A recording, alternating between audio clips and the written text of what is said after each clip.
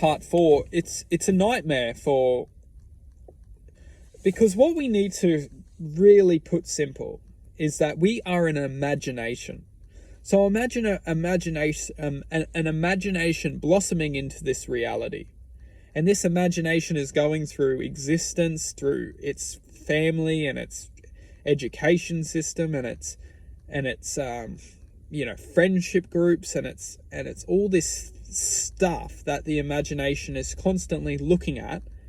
And then our imagination says, oh, we have to do this, we have to become that, because otherwise we're going to be different. And this different, it actually creates from this moment when we start looking at the world as like, oh, if this is what happens when that person becomes different. They get laughed at, they get pointed at, they get judged, they get, bullied, they get all this stuff. So we naturally look at people and we actually become like most people just to avoid a sense of judgment. And fear is actually impregnated within our thought. It's seeded within our thought at such a young age that we don't sometimes, some of us may recollect when we actually welcome this existence as a form of guidance, as a form of servitude towards our happier self. But a lot of us, it just comes into us at a very, an existence just like walks in the door and you go, how'd you get in here? When did you come in here? Because as long as it looks like it's serving us, we won't be like, how did you get in here? Who are you? We'll just be like, oh, thanks for coming in, It's almost like we know this existence.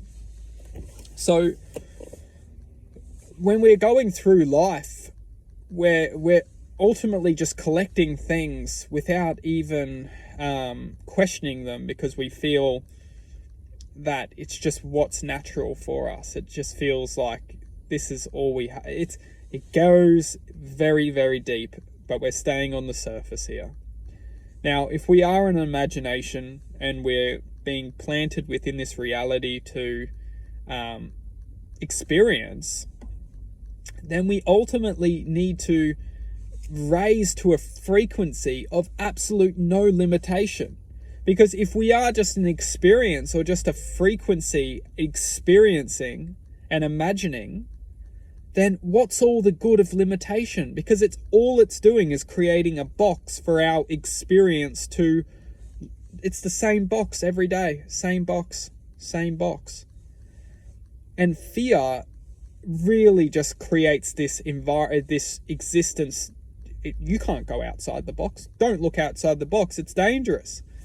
This is what fear's job is to do. It's to shut us down every time we feel like we should change or get out of the box. Change our imagination, change our existence, go step outside our comfort zone. It convinces us no. And then it's the same crazy perception, crazy imagination that people are thinking that this is good for us, this thing to stop us from getting. It's absolutely insane. Fear, the comprehension that fear is actually a good thing for us is insane. And yeah, but this is where it comes to trusting in the intuition, trusting in the self. And we start to do this when we actually start to escape the box, because the box is just an imagination which is trying to not allow us to access higher states of experience, because these higher states of experience are just change. It's just change, because the box of which we're often living within starts to get stale and starts to develop frustration and anger and hatred and jealousy. And when we're just creating these states of existence, we're just contaminating the world around us. A frequency, an energetic truth that once was pure is actually resonating now at a lower frequency. You look at children. What happens to children? They're so vibrant and so creative. Over time, when we get stuck in this perception of experience, we start to lower our frequency and start to just contaminate the world around us, which isn't negative. It's just the truth of frequency, which doesn't elevate to a certain Yeah, it's just frequency getting dense. Pow.